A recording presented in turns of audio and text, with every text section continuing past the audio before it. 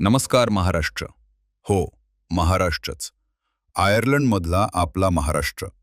मंडळी, इथला प्रत्येक जण डोळ्यात एक स्वप्न घेऊन जड पावलांनी आपलं घर मागे सोडून आलाय.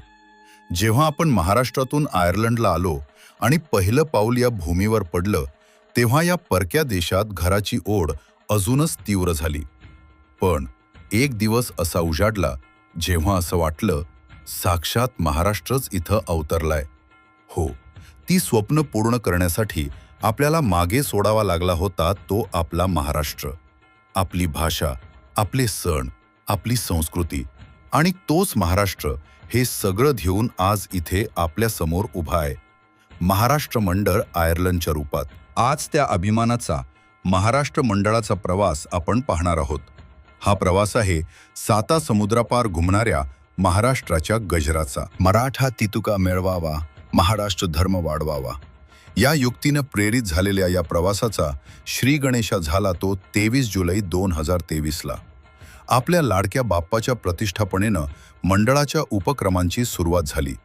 काही छोट्याशा ग्रुपपासून ते आज थेट हजारो कुटुंब जोडणारा हा प्रवास नक्कीच सोपा नव्हता. पण प्रत्येक संकटावर मात करत, आपली कामं आणि कुटुंब सांभाळत इथल्या मराठी कुटुंबासाठी आपलं दुसरं घर वाटावं, असा महाराष्ट्र इथे निर्माण करताना अवघ्या 3 वर्षात सर्वोत्कृष्ट समुदाय या अवॉर्डची थाप पाठीवर पडली.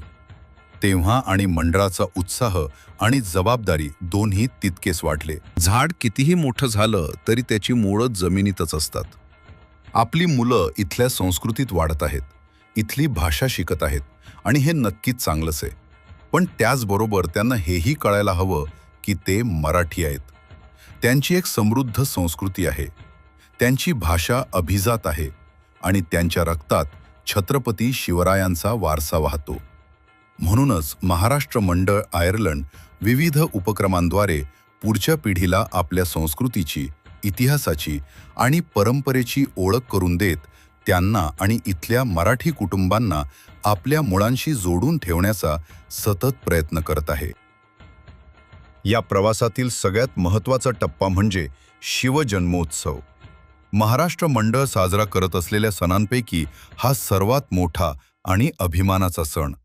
जगातल्या कुठल्याही कोपऱ्यात असलो तरी आपल्या मातीशी नाळ जोडून ठेवणारं दैवत म्हणजे शिवछत्रपती. त्यांचा धगधगता वारसा पुढे नेण्यासाठी प्रत्येक पिढीतील व्यक्ती शिवजयंतीच्या निमित्तानं विविध सादरीकरणातून प्रत्येक जण शिवरायांप्रती असलेला आपला अभिमान, भावना व्यक्त करतो.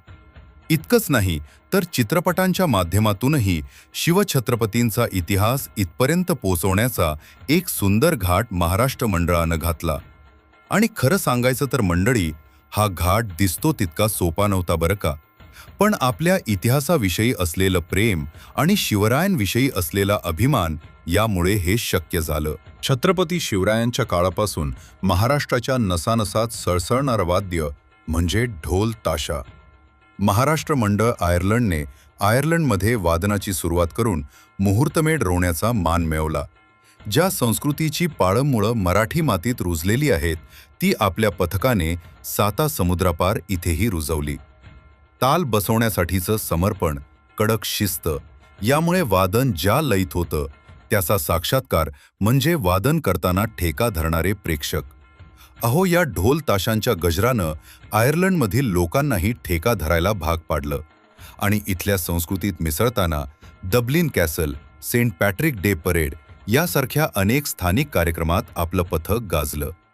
आपल्या पथकाचा आवाज असाच दुमदुमंत राहू दे इतकंच. महाराष्ट्र मंडळाने कायम मराठी संस्कृती जपत महाराष्ट्रातील नामवंत सांस्कृतिक कार्यक्रमांचे आयोजन सातत्याने केले आहे.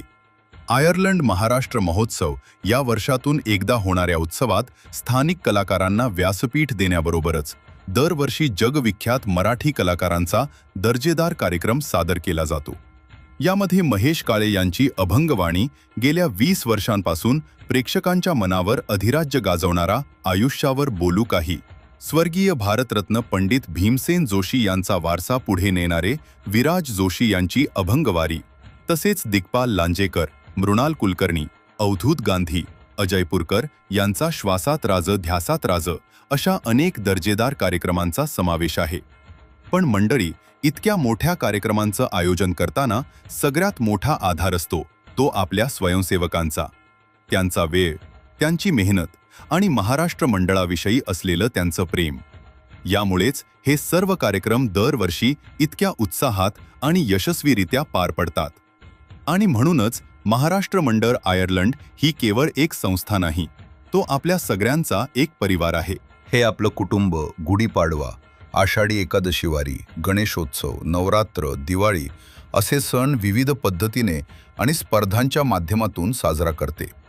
मंडळाने चैतन्य महाराजांचं कीर्तन आणि स्वामी भक्तांसाठी पादुका दर्शनाचे आयोजनही केले होते. छत्रपती शिवरायांच्या विचारांचा वारसा जपणाऱ्या मंडळानं सह्याद्रीच्या लेकींचा सन्मान करताना सामर्थ्याच्या नवदुर्गा या पॉडकास्टद्वारे त्यांच्या प्रेरणादायी संघर्षकथा सर्वांसमोर मांडल्या.